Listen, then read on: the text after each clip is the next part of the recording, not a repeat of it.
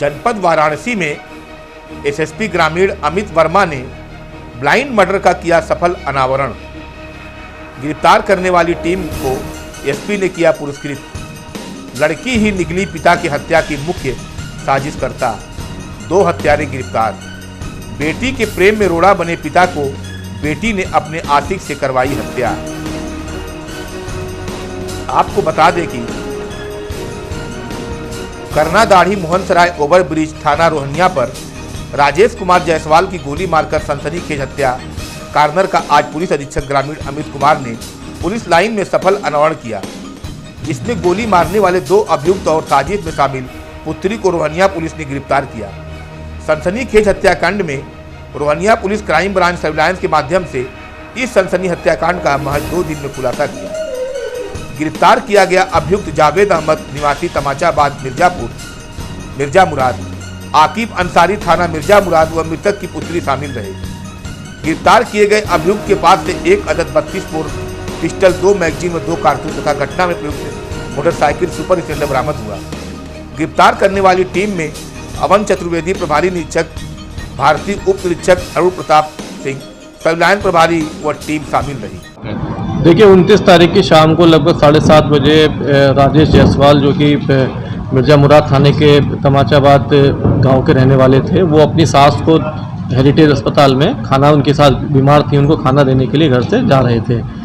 मोहनसराय से जब हम लेफ्ट हैंड की तरफ मुड़ते हैं उसकी तरफ, तो सुनसान एरिया पड़ता है। उस दिन बारिश भी थी, तो शाम को सूचना मिली कि कुछ अज्ञात लोगों ने जो है उनको गोली मार के उनकी हत्या कर दी है। उन्हीं के गांव का एक आदमी पीछे से आ रहा था, उसने उनको पहचाना कि ये हमारे गांव के लोग हैं, उनके द्वारा सूचना दी गई।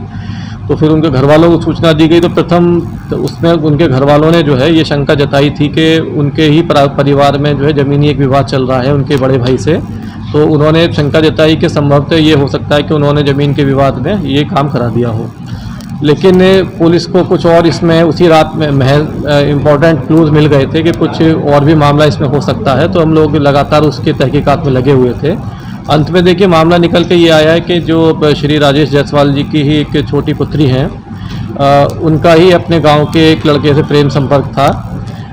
उसमें ये दोनों शादी करना चाहते थे, जिसमें राजेश जायसवाल जी कई बार मना भी कर चुके थे। लड़की के ऊपर सख्ताई भी हो रही थी, उसके मोबाइल वगैरह भी ले लिए गए थे, कुछ समय के लिए उसको बाहर भी भेज दिया गया था।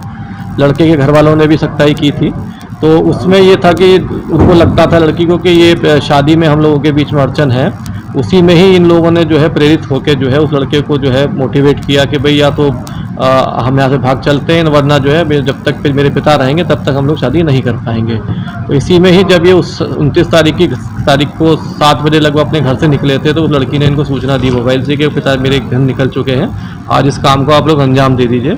तो वही दोनों लड़के जो है, जो मेन लड़का है एक अभियुक्त जावेद और उसका दोस्त, वो दोनों बाइक से निकले पीछे और मोहनसराय से आगे एक सुनसान थोड़ा सा एरिया पड़ता है ब्रिज के ऊपर, वहाँ इन्होंने इस घटना को कारित किया।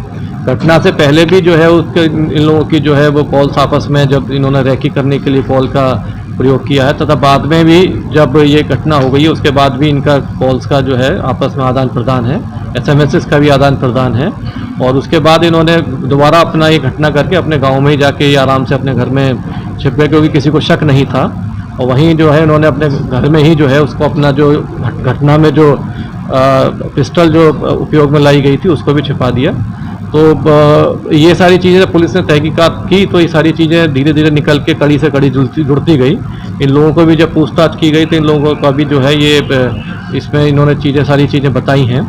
तो इस तरीके से देखिए ये एक समाज को हिलाने वाली घटना है कि जिसमें अपने पिता की हत्या में पुत्री ही अगर शामिल है, तो ये एक समाज के लिए बड़े